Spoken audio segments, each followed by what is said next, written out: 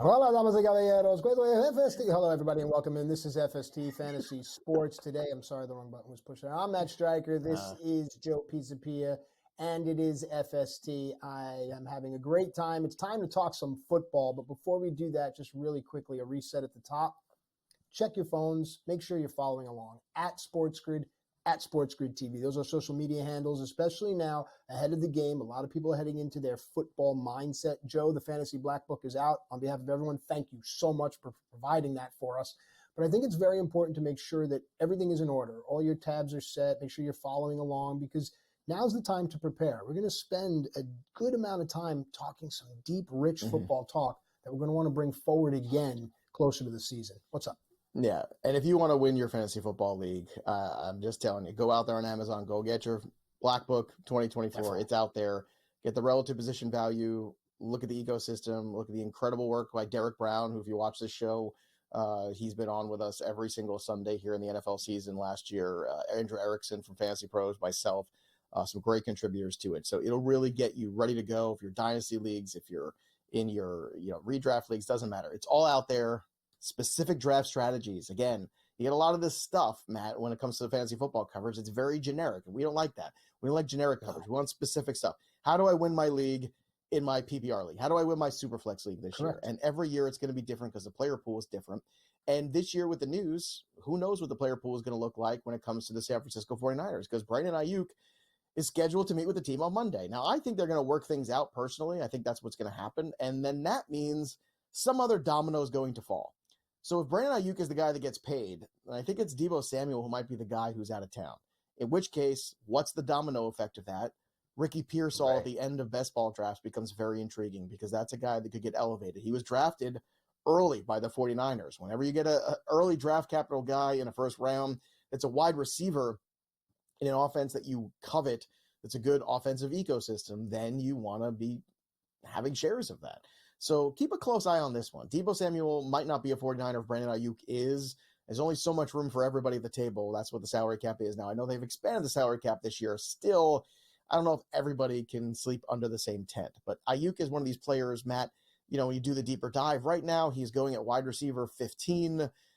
He is right after Deebo Samuel. I'd rather have Nico Collins that goes ahead of both of them, and I'd rather have Jalen Waddle that goes after them. Why? Because I just think you get a little bit more consistency out of those two guys in 2024. But it's an interesting piece of news, too, to monitor and see how that goes for Ayuk, because those wide receiver contracts have been huge so far, because that's where the league is moving. Also in the news, Tua Tagovailoa, the Dolphins say they want to pay fair market value for Tua. Now, Tua is interesting. Well, I don't know what else they're going to say, but I wanted to kind of read between the lines because you love this stuff. Quote-unquote fair market value. That to me says, okay, we think Tua is good enough to run this offense, but he's not the only guy that can run this offense because this offense is full of track stars that can run itself if you drop somebody who's just capable. That's what it felt like to me they were saying. And Tua has had injuries. He's had some performance issues in the past too. A little bit of a smaller quarterback too. You worry about some durability. There's no doubt the first 8 weeks of the season were great for him. The last 8 weeks, 9 weeks, not as good. So are you like me reading between the lines here on this Tua comment where it's like, hey, we like you, but we don't love you? Yeah, no, 1,000%. And again, when you take a step back and you've been doing it as long and as astutely as you have, you can see these things. Most people are looking at their screen, nose to the, you can't see it. Pull it back and see what they're saying. Fair market value will pay you what you're worth, not what you think you're worth, what you're worth. And people need to listen to that. Yeah, I'm with you 100%. This offense is great. We got, what they got? Mike White is still backing him up there. Like we got people that can throw the football. We'll be just fine. Yeah, actually, they've upgraded, I want to say, too. I have to remember who the next guy on that depth chart is. But another quarterback I want to talk about is actually Anthony Richardson, who, you're going to hear me talk a lot about him this season because he is that dual threat quarterback. He is that guy that has the ability to break fantasy this year. He is about the 6th, 7th quarterback going off the board. I think you're looking at a player who could easily throw for 3,500 yards and probably rush for anywhere from 600 to 800. Now, there's a big gap there, right? He could break the wheel and go for 800 yards or even 1,000 yards. It's not impossible to think about. Or he could scale it back just a little bit more and have a little bit more, discipline in the pocket. I don't know which one we're going to see. All I know is Shane Steichen is, I think, an offensive genius. So what he did with the Philadelphia Eagles. You saw what he was able to do last year when they lost Richardson and make them a playoff team with Gardner Minshew at quarterback. Pretty incredible stuff. And I think this is a player in single quarterback leagues. You're in a really good spot because you can basically start your draft, take your players you like, and then you get that little flag basically where you get, oh, there goes Josh Allen, there goes Hurts, there goes Mahomes, not necessarily in that order. And then you're on alert. Do you want to go into that pool for Anthony Richardson, or do you want to wait and do another strategy like a Dak Prescott late or a Jordan Love late, which is something I like to do? Or you could even go for the, hey, I'm going to take Jared Goff in the last round or Kirk Cousins in the last round, and maybe take Jaden Daniels a little bit before that and get that upside rushing QB in case things hit with him. But Richardson has that opportunity to really be special, and I think it's something we all have to pay attention to. Another thing we have to pay attention to is Cooper Kupp. Now, he's been very good this offseason. Apparently, lots of positivity out there in the marketplace when it comes to Cooper Kupp. Now, Cooper Kupp is a dividing rod because this is a player that when he's on the field is terrific. When he's not on the field, he's killing your fantasy team. You are getting a bigger discount on him. Wide receiver 21. So he's going after Jalen Waddle before DK Metcalf typically. That's the pool.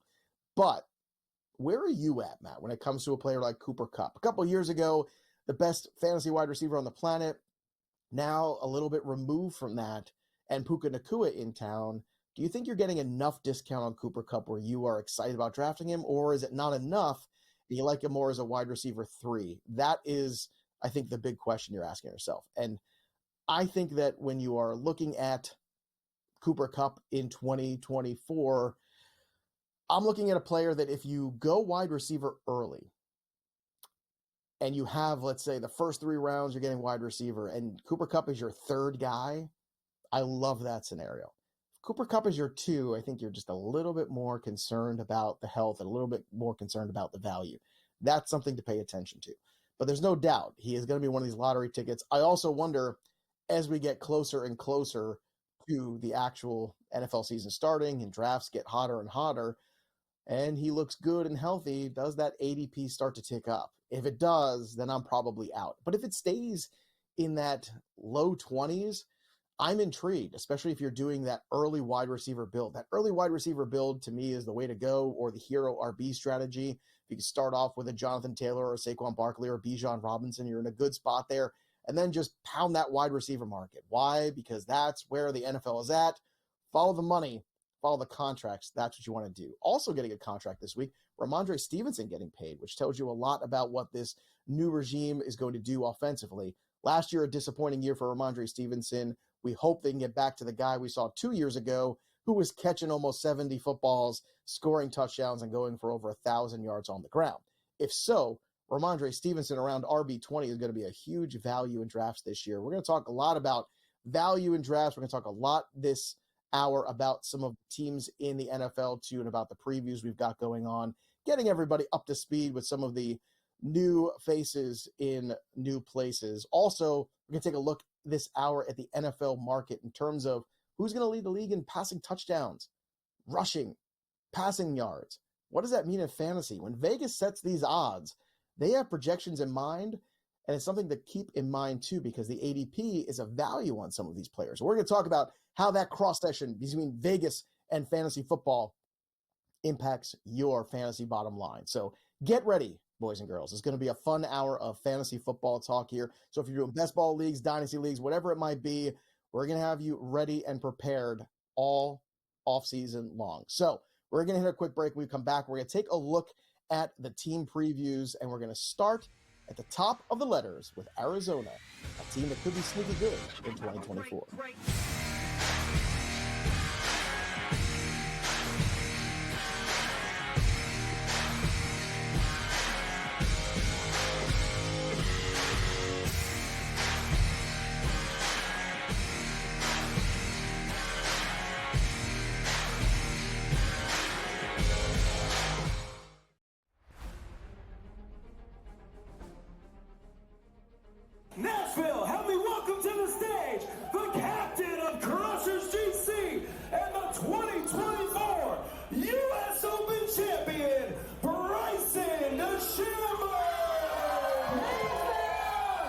Gosh, I'm trying to hold it in right now.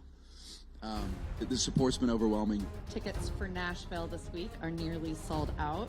We are calling this the Bryson effect.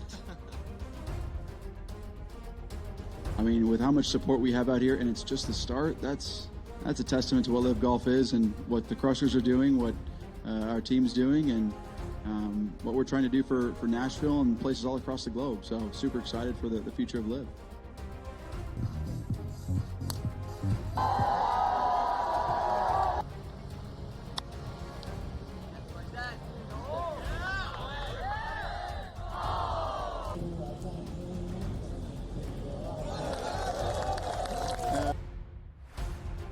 It was nice to at least walk down the last few holes, or at least the last hole, knowing that it was pretty much done. It's never safe, but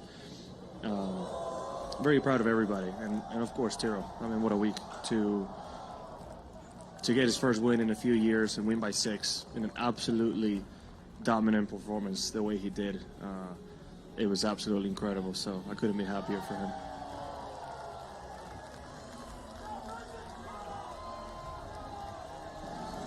Certainly with not winning for 3.5 years, you kind of naturally question if you can do it again.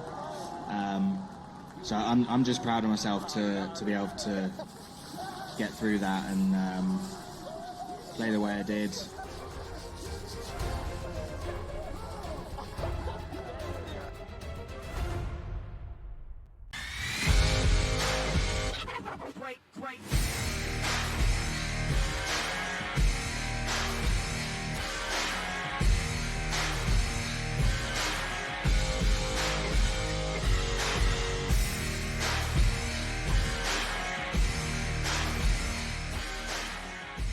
Welcome back, everybody, to FST on SportsGrid this morning. We're going to take a look at the NFL team previews.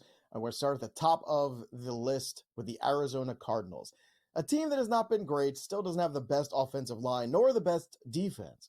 But that's a good thing for fantasy. You know why? Bad offensive line means Kyler Murray is going to be running all over the place. Now, he might not be protected as much as we want either, although they did address some of those issues this offseason and did make some slight improvements. It might not be enough. However, they did make a huge improvement with the wide receiver core, and that is very exciting to me. And this is a team that I think people are sleeping on in fantasy. What I love the most about the Arizona Cardinals is the fact that it's a very simple plan. You have Kyler Murray, you have Trey McBride, and you have Marvin Harrison Jr. That trio is very, very good. And in terms of fantasy value, all appropriately valued in the marketplace, which is also rare. Now, it might be a little aggressive on Marvin Harrison, but I don't see that.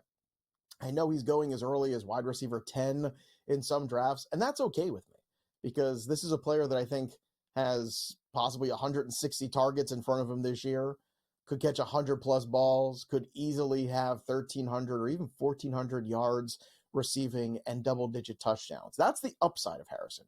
Now, the downside looks a little bit more like maybe 1,100 yards and maybe 6 touchdowns. Still a pretty good player at the end of the day, but regardless, you look at what else is around here. Michael Wilson, Zay Jones, those guys are just small contributors. I don't see them really being very fantasy relevant outside of the fantasy streamer on occasion. Kyler Murray, the question is, what does he look like in this new offense here? We got a little taste of it last year. Kingsbury's no longer around. So it's a little bit different in terms of how things work. You also got James Conner coming back for another year, who has been a very productive back in his time with the Arizona Cardinals, but the time is now another year older, which means Trey Benson, the rookie that they drafted, is going to at some point probably get some opportunities.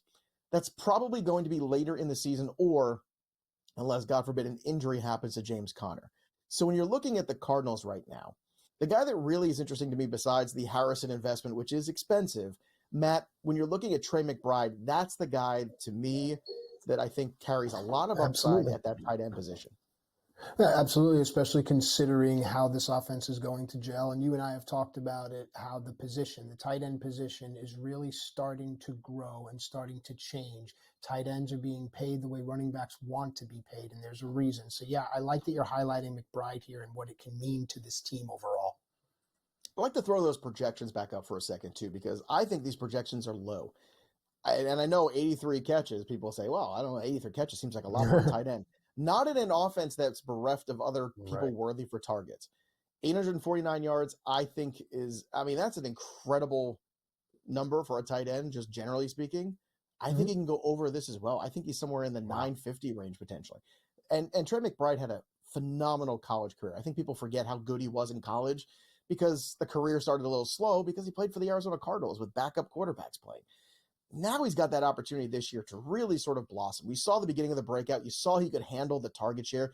He was getting double-digit targets in a lot of games. If that trend continues with Harrison now too in this offense, all of a sudden the Arizona Cardinals are going to be interesting. And remember, that defense isn't going to stop anybody, which means there's going to be a lot of shootouts, and they're playing in a division that's got a lot of good offenses. So this could be a really intriguing team from a wagering perspective on overs, from a weekly perspective in terms of overs on the fantasy projection. So keep an eye on the Cardinals. Yeah, the win total might still underwhelm a little bit, but maybe the fantasy points are a little bit more prevalent than you might realize. All right, fair enough. Would you like to continue alphabetically? If so, let's go to Atlanta. The Atlanta Falcons, a team that I wanted so badly to invest in the last few years. I still invested in Bijan Robinson last year because I thought Arthur Smith wasn't possibly silly enough to not just give him the ball, 25 times a game and walk away. Apparently I was wrong about that. But Arthur Smith is gone now. So was all the ridiculously bad quarterback play in theory, because Kirk Cousins comes to town with his sensible shoes and his khakis and his Kohl's cash. He is walking into Atlanta and finally ready to make Drake London, Kyle Pitts, and Bijan Robinson fantasy stars. And yes, there's buzz around it. And yeah, Drake London's ADP is a little high. He's a 13th wide receiver going off the board. And I'm at peace with that because Drake London's going to get the lion's share of those targets. Bijan Robinson, we've already heard the coaching staff said, we're going to feed Bijan Robinson. That's our plan for this offense. Good. We should be doing that.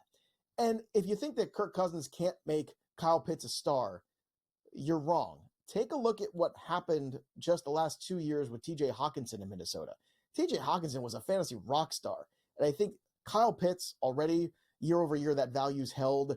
It should be higher than he is overall in ADP. It's still sitting there. Why? Because people got hurt the last couple years instead of listening to shows like this where we told you Marcus Mariota and Desmond Ridder aren't going to make fantasy superstars out of anybody. Talent matters. The ecosystem where that talent lives matters more. And Drake London has an opportunity this year, Matt, to go over 100 catches, to go over 1,200 yards, to look like a guy who could get 8 to 10 touchdowns. Drake London is a player that I want, and these big wide receiver build teams that I do, it's a player that I need.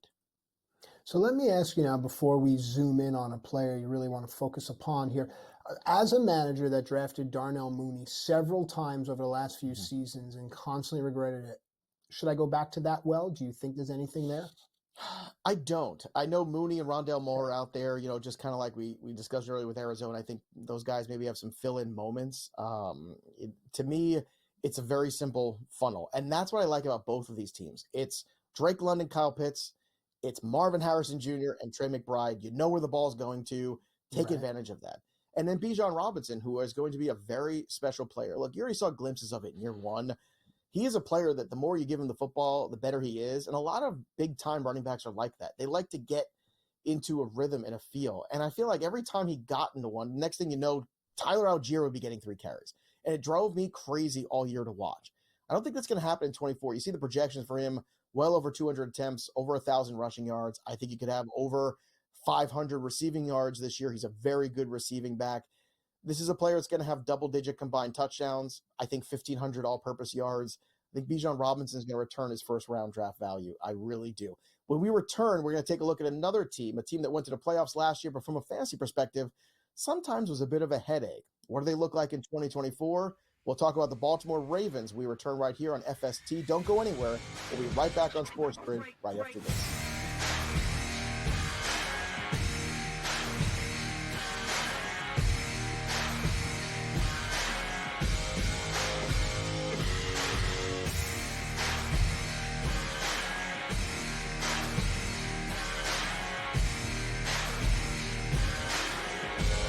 When it comes to betting on sports, injuries matter, and Sports Injury Central has you covered all year long with expert injury analysis and injury-based picks for the NFL, NBA, and MLB. Our former pro sports doctors have unmatched experience to analyze every injury so you know the impact of the player, team, and their upcoming matchup. Whether it's articles, podcasts, player insights, or our patented injury scores, Sports Injury Central will help you keep up with your fantasy team and make more informed wagers. So make sure you follow Sports Injury Central and gain an edge at sixscore.com. Your gut says Miami is going to win and you should take the over. Your gut also said your NFT selfies would only go up in value. They didn't. But your head is on SportsGrid and knows the QB is in concussion protocol.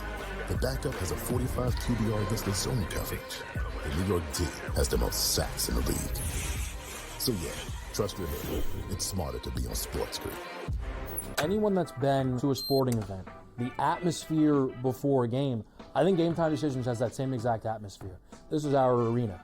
This is what we do. There is going to be an energy to Game Time Decisions that you will feel night in and night out. The excitement you get when you lock your bets in, when you're figuring out what you want to do, we can zone in on the biggest games each night. I want this to be the place that people come to before the games start so they feel as ready as possible to lock in their cards. We are going to hit every single one of those markets that you need to know about. We're going to go through every single thing, and I've got a great team behind me that's going to help me get the job done. There is not going to be a better place, I promise you, than Game Time Decisions to get that new information, react to it, and be able to then bet accordingly. We will have everything at our disposal, and we will use that to our advantage.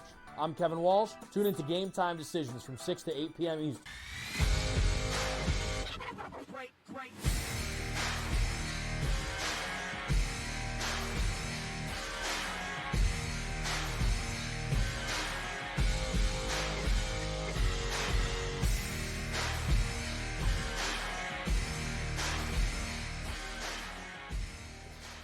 Hey, what's up, everybody, and welcome back into FST, Fantasy Sports Today.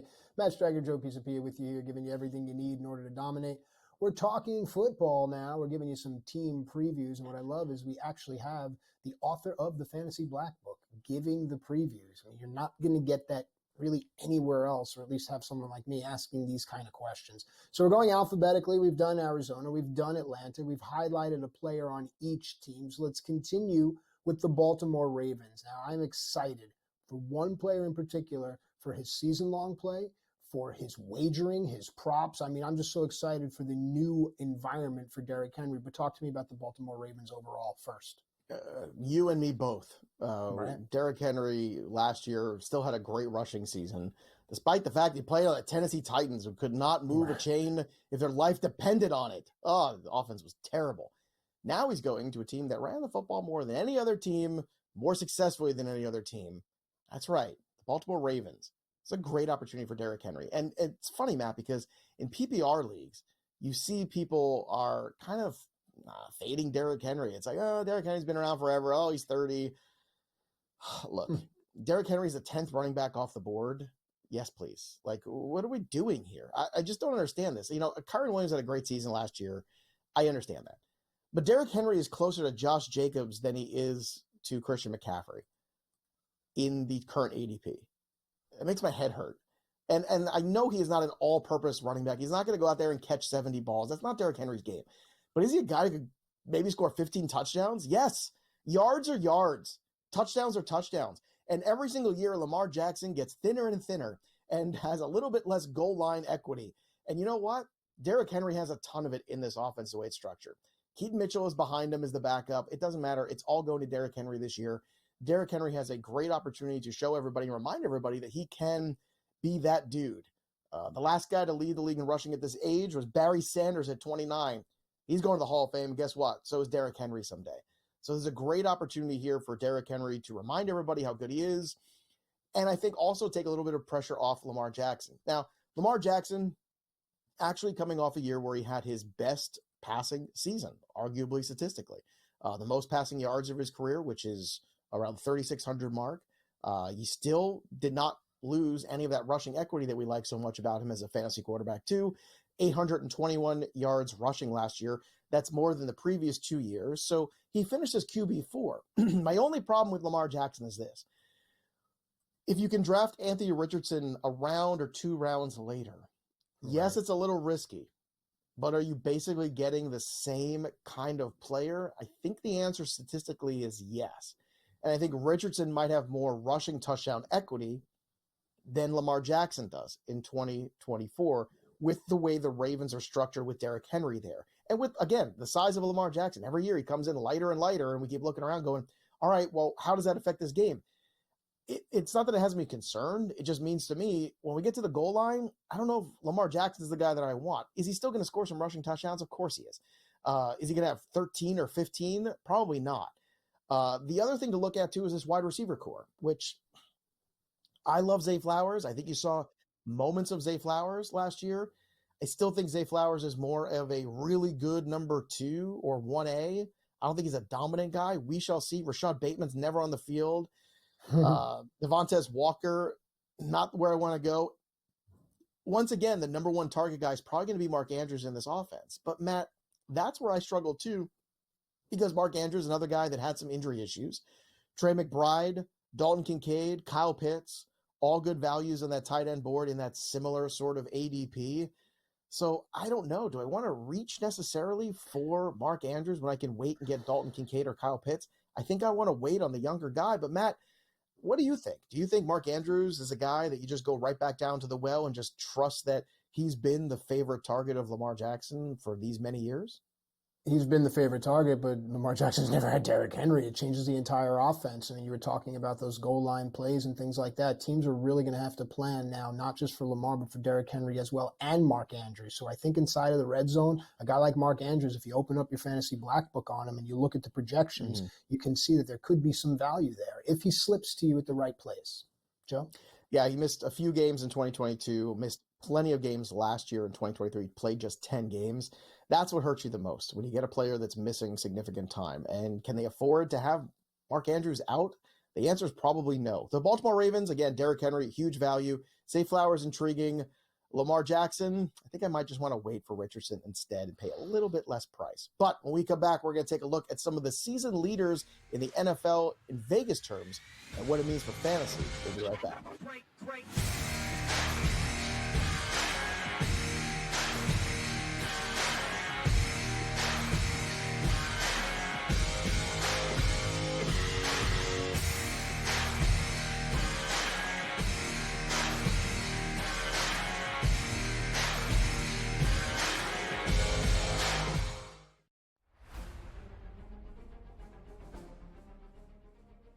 Nashville, help me welcome to the stage the captain of Crushers GC and the 2024 U.S. Open champion, Bryson DeChambeau. Gosh, I'm trying to hold it in right now. The support's been overwhelming. Tickets for Nashville this week are nearly sold out. We are calling this the Bryson effect.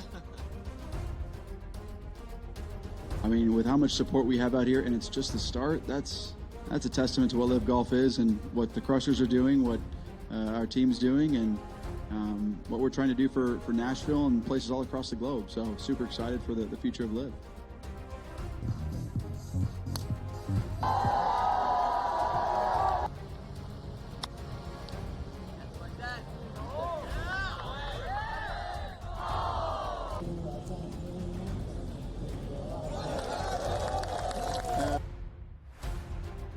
Nice to at least walk down the last few holes, or at least the last hole, knowing that it was pretty much done. It's never safe, but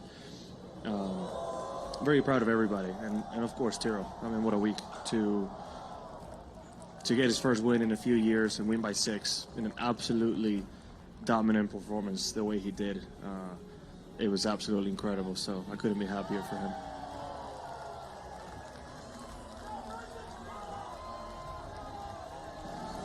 Certainly with not winning for 3.5 years, you kind of naturally question if you can do it again. So I'm just proud of myself to be able to get through that and play the way I did.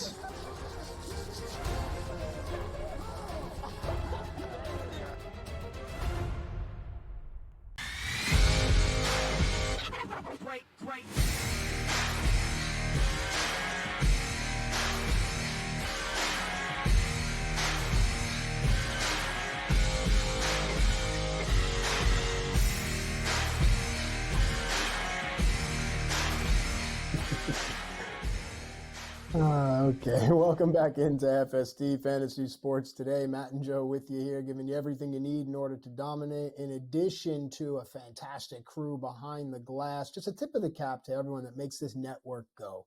I got to tell you, man, you roll out of bed, you roll in here, and this place just bing, bing, bing, bing, bing. It's all because of the unsung heroes. If you're out there in a job and there's someone pulling cable, or there's someone, the unsung hero are the nuts and the bolts of any successful project. So thank you very much. All right, Joe, it's time now to do some NFL season leaders. Let's prognosticate. Let's talk season passing touchdowns for the upcoming season. Who do you like? What numbers are we going to play with? What do we got? So which one are we? We're the bolts or the nuts? I'm pretty sure we're the nuts. You are the you-know-what, and I am the Let's get to the passing touchdowns. Patrick Mahomes at the top here. We're definitely the nuts. We're wacky. We're goofy. We're fun. Or so I've been told. Plus 600 for Patrick Mahomes to lead the season passing touchdown total. That's really interesting. Why? Because he had just 27 last year, which is not very Mahomes-esque. So they bring in Hollywood Brown. Hopefully Travis Kelce is healthy. We'll see what the Rashee Rice suspension is, and Xavier Worthy gets drafted. And now all of a sudden, Patrick Mahomes is at the top of this board again. Now, yes, Mahomes and the Chiefs are a very public team, right? As they should be. They're the two-time defending Super Bowl champions. I love Mahomes as a bounce back. I write all of the quarterback profiles in the Black Book every single year. And basically what I'm trying to remind everybody is that, hey, Patrick Mahomes is a guy throwing for almost 5,000 yards just 2 years ago. Patrick Mahomes is a guy who's capable of throwing 40 touchdowns. What are we doing here?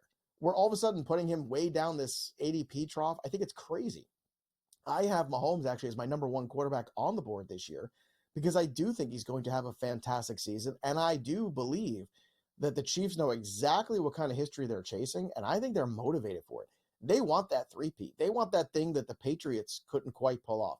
They want that thing that the Steelers couldn't quite pull off back in the day. Three-peat of the Super Bowl hasn't been done, and now they're trying to do it. The history is on the line here, and I'm very excited about it. And if you think about, last year, the two guys ahead of Mahomes, you have Josh Allen on the board, you have Jalen Hurts on the board. They're still ahead of him on most people's boards right now. Jason Kelce's gone. Are you going to get the brotherly shove the same way at the goal line without him? I don't know. That could have those touchdowns regress. Josh Allen, we don't know what this offense is really going to look like now in this offseason where they've added some more pieces. It's a lot of youth, a lot of new things. Stephon Diggs is gone from this offense. It's a lot of unknown.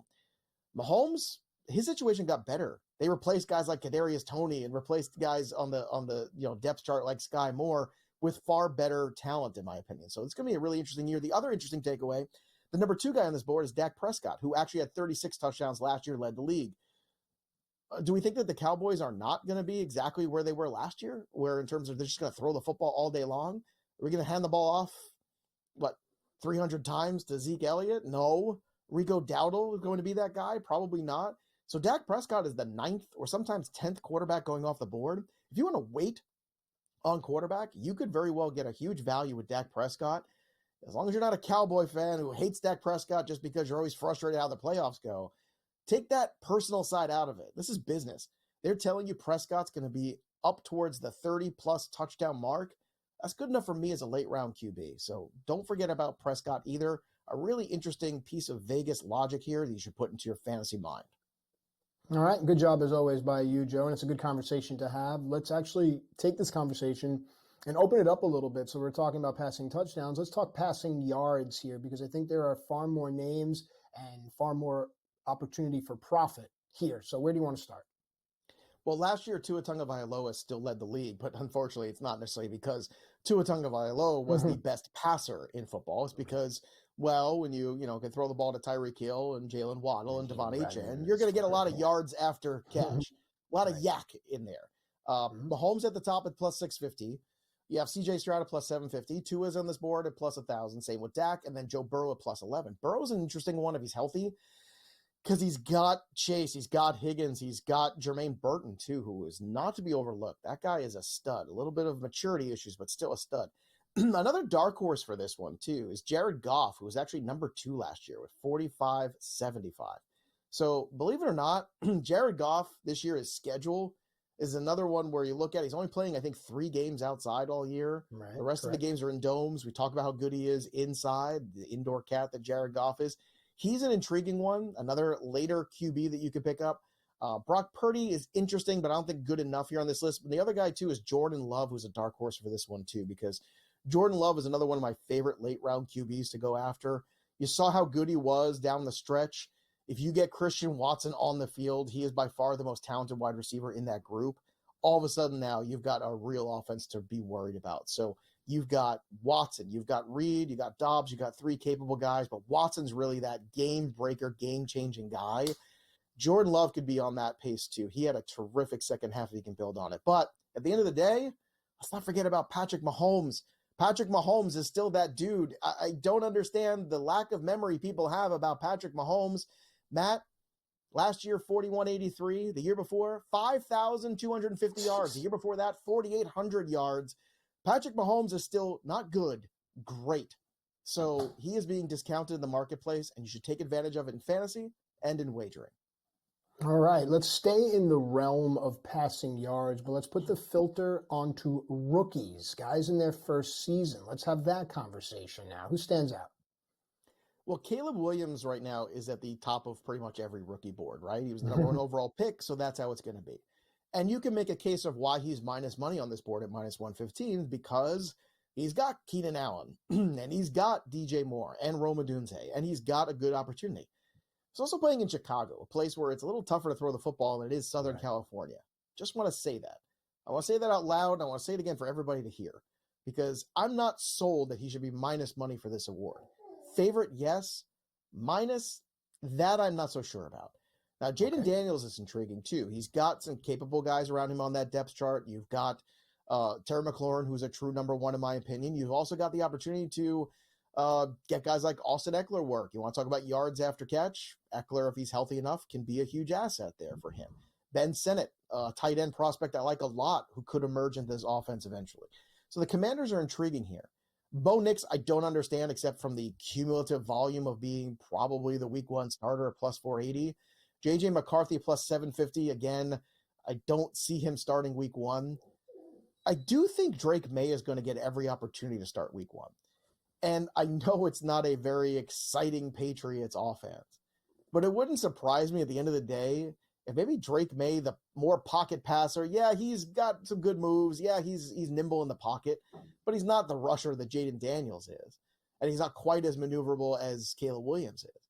So Drake May could be a guy at the end of the day at plus 1,900 who ends up having the most passing yards for a rookie at the end of the day. So keep that in mind. I think the value on this board is kind of out of whack. The most value you're getting on May, and as long as May starts week one, the Bo Nix argument applies to him, and possibly even a better scenario because he's a better quarterback than Bo Nix by far.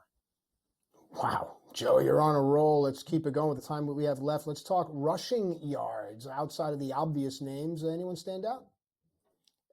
Yeah, it does. Now, Christian McCaffrey is at the top as he should be, 1459 last year. You know who was second in rushing last year? Derrick Henry, 1167, again on the awful Titans. So where's Derrick Henry on this list? Oh, you got to look all the way down there. He's not second, he's not third, he's not fourth, he's not fifth. He's sixth at plus 1,900 on the Baltimore Ravens, the team that ran the football more, that had more rushing yards than any other team. And now they're adding Derrick Henry. It's a Harbaugh team. John Harbaugh loves to play defense and run the football. Now he's got arguably the most prolific running back of the last 10 years. They're going to run the football. Plus 1,900. I want to smash this number right here. I want to take this right now. I think it's going to be a great year for Derrick Henry, and I'm going to die on that hill. We'll see if I'm right or wrong. When we return, we're going to look at some more rushing props, too. What it means for fantasy, what it means for your wallet when we return right here on FST. Don't go anywhere. Break.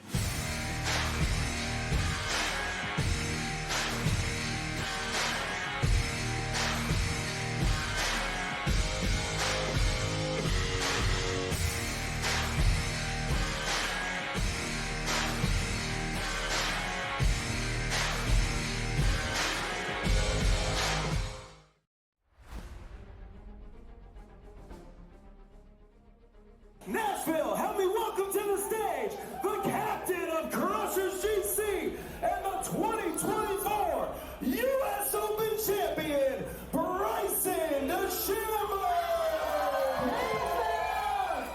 Gosh, I'm trying to hold it in right now. The support's been overwhelming. Tickets for Nashville this week are nearly sold out. We are calling this the Bryson effect. I mean, with how much support we have out here, and it's just the start, that's a testament to what Live Golf is and what the Crushers are doing, what our team's doing, and what we're trying to do for Nashville and places all across the globe. So super excited for the future of Live.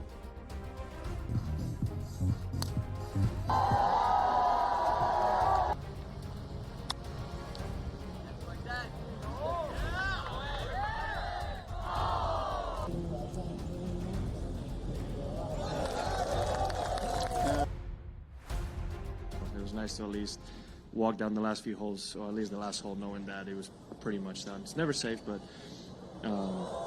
very proud of everybody, and of course Tiro. I mean, what a week to get his first win in a few years and win by 6 in an absolutely dominant performance the way he did. It was absolutely incredible, so I couldn't be happier for him.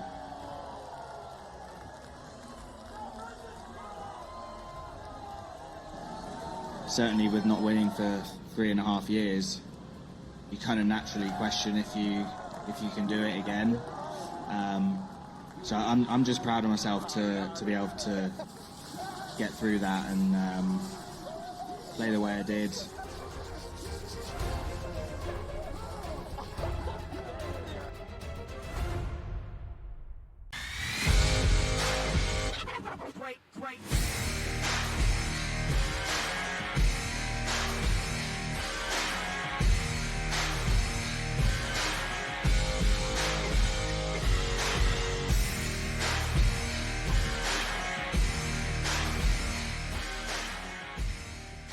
Welcome back into FST. It's Fantasy Sports Today. Matt Striker and Joe Pisapia with you here, having a great time both off and on the air. That's how you do it.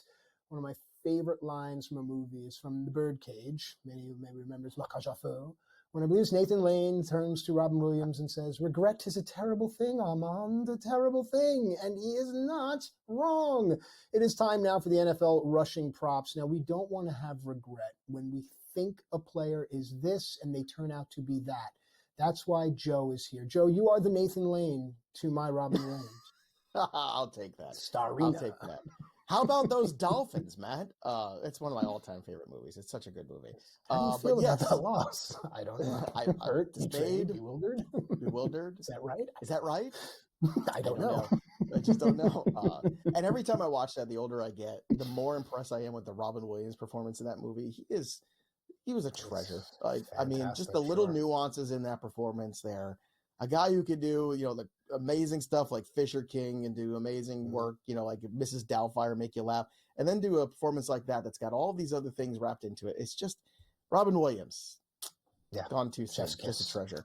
All right, let's get to some rushing props here. We'll do the movie talk in hour 3. Are we getting an hour 3? We should get an hour 3. We might if we keep it up. If we keep it up, they might just say, hey, you know what? Just let him keep rolling. Aaron Jones, he is rolling now in Minnesota. So he takes his ball and he goes to a division rival here. And it's an interesting landing spot. Now, Aaron Jones, you can look at this number 725 and it seems very low.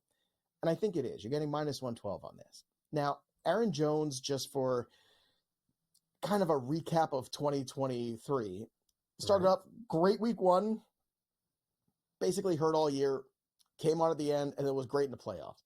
So that begs the question, like, is Aaron Jones going to be somebody we can count on for 2024? And I think that's a legitimate question. If you look at the Fantasy Pros projections for him, theirs are a little higher, 778 yards. And Fantasy Pros projections are usually pretty good here. We're one of the best in the marketplace in terms of projections and ADP and all that. And Aaron Jones, they're already telling you there's upside here. I'm going to go the over on this and be cautiously optimistic. I'm looking at Aaron Jones right now, the 19th running back off the board, and I see a running back that has value in this specific offense because you might get Sam Darnold for a month, and you're going to have to run the football. You might get J.J. McCarthy then picking things up the rest of the year, and I think it would be smart to give the rookie a balanced offense and run the football. And that's where Aaron Jones comes in. Now, do I want to go to 1,000 yards with Aaron Jones? Not necessarily, but I do believe he's got something to prove.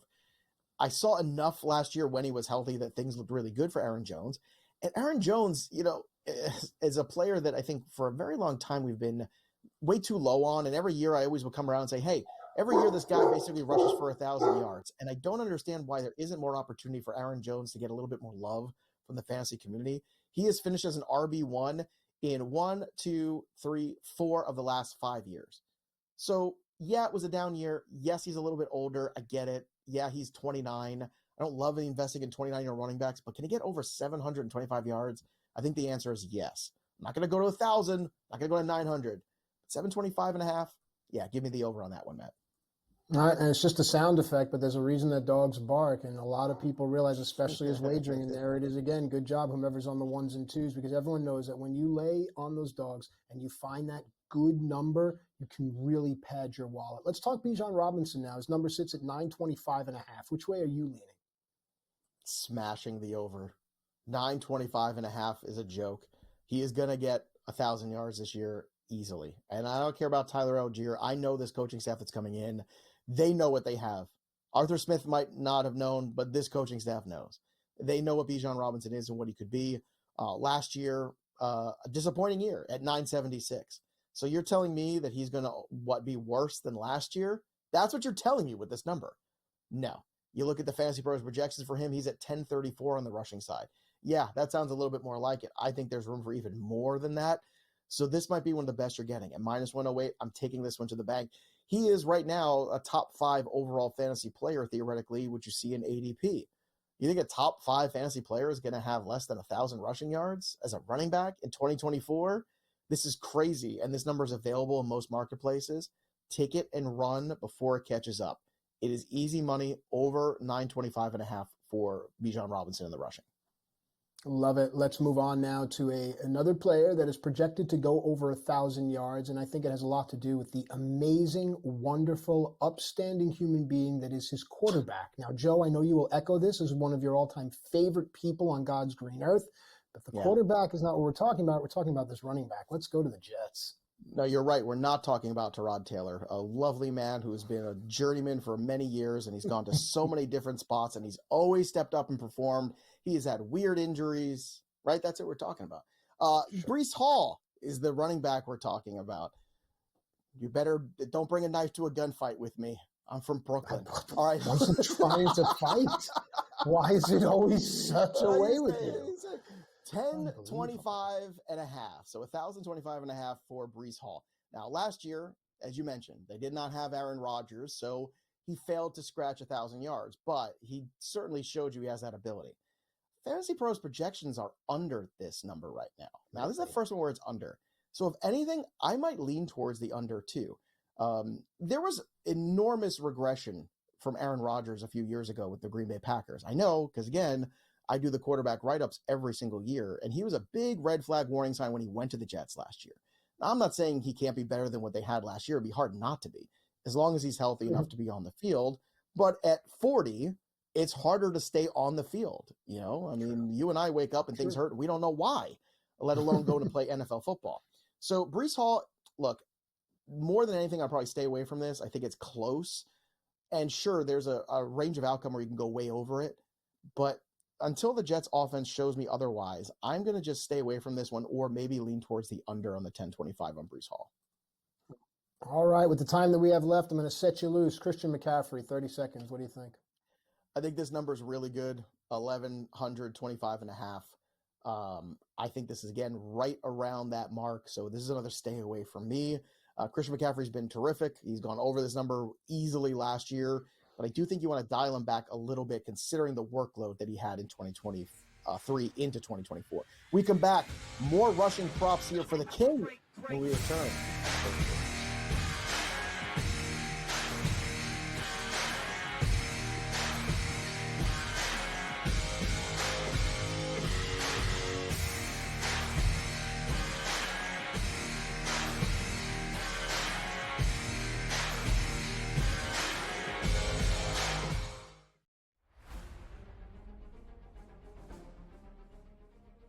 Nashville, help me welcome to the stage the captain of Crushers GC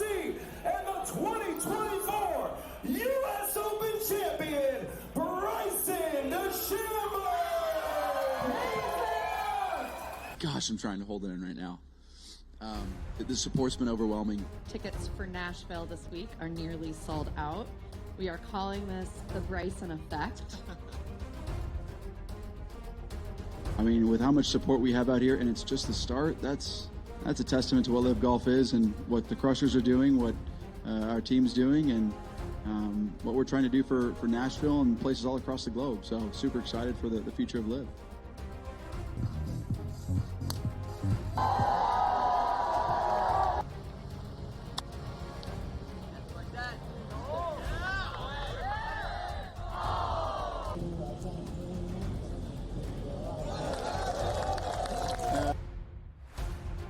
It was nice to at least walk down the last few holes, or at least the last hole, knowing that it was pretty much done. It's never safe, but very proud of everybody, and of course Tiro. I mean, what a week to get his first win in a few years and win by 6 in an absolutely dominant performance the way he did. It was absolutely incredible, so I couldn't be happier for him.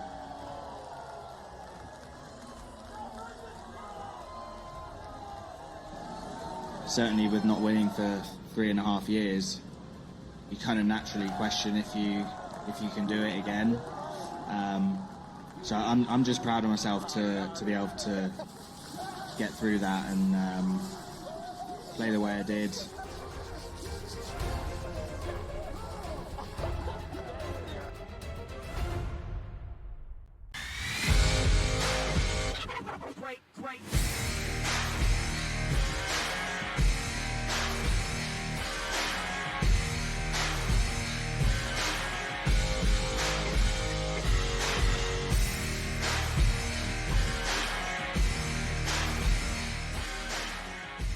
All right, let's land this plane and take it home, boys. Continuing FST Fantasy Sports today, Matt Striker and Joe Pisapia. It's been a fantastic show. We talked baseball at the top, dived deeply into football, and we're talking about rushing props. And it seems that one name just keeps coming out over and over again. So let's end the show with that name as part of this segment. It's Derrick Henry.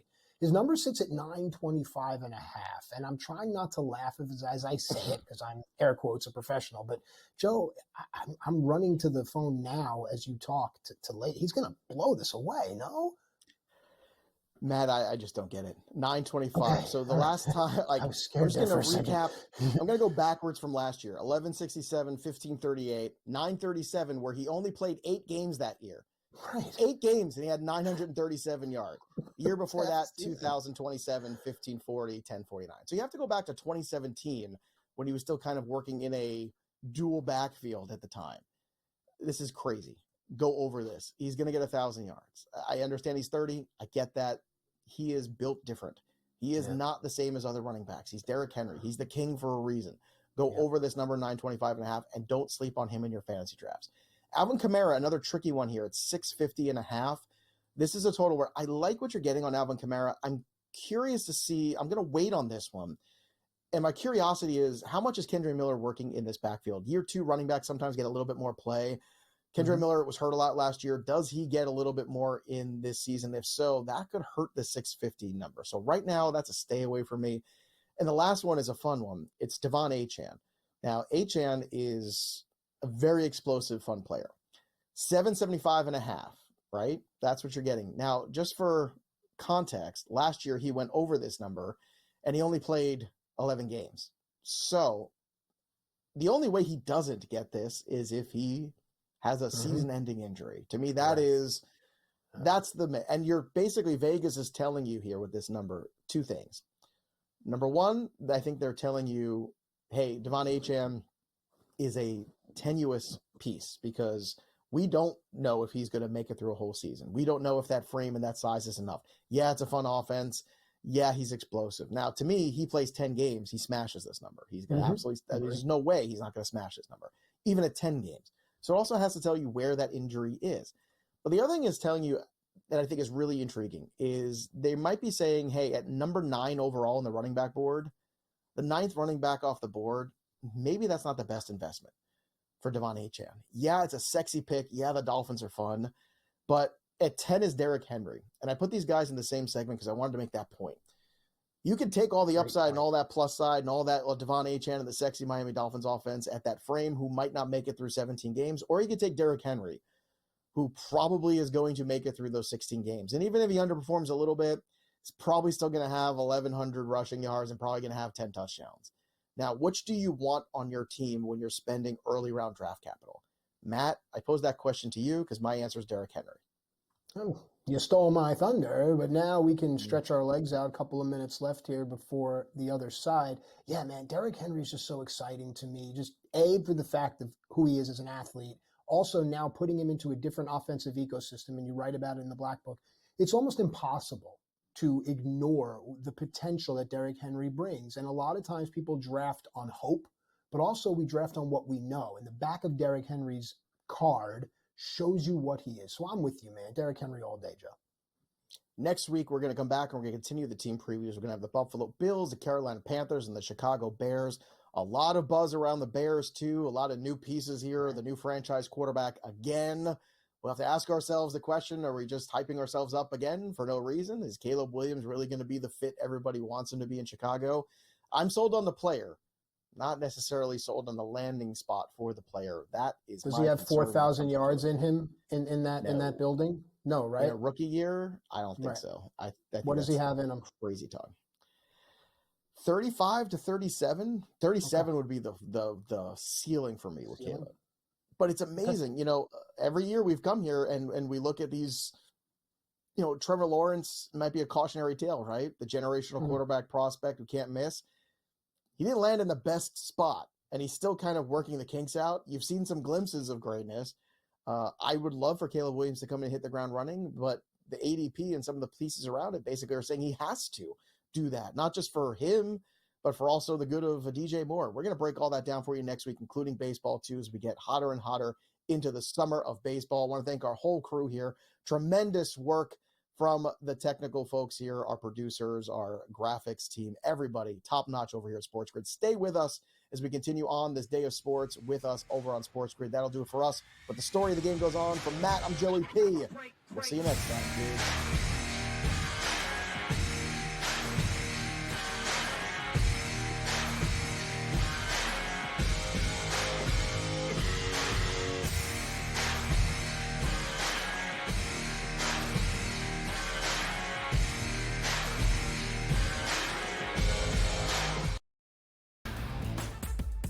Technically, despite having the most wins in both the AL and all of Major League Baseball, 52 of them for New York, no longer the best winning percentage. You expect your front offices to hit that gas pedal when it comes time to get a better team on the field post All-Star break, because the one thing that you know from the Yankees and the Orioles is what, Ben?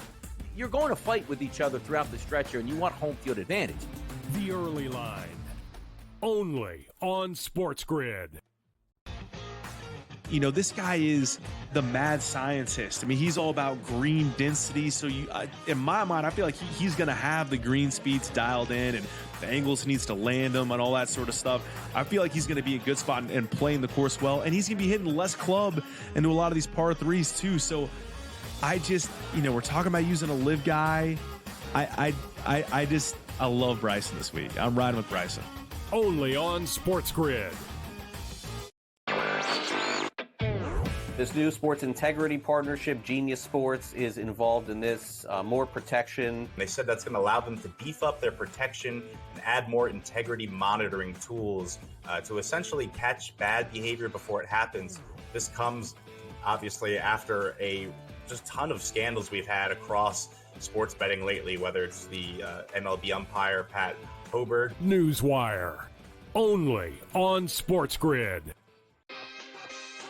Despite me being a Yankee fan, I think Joe would deserve the label as Aaron Judge's biggest fan, not through any bias, but just through the amount of money that he's made anybody who's been betting on him. I just had him for that home run, and I'm going to go back to it today. That home run coming in at plus 230. Max Fried here, while he has been strong, this is Aaron Judge. Game time decisions, only on SportsGrid.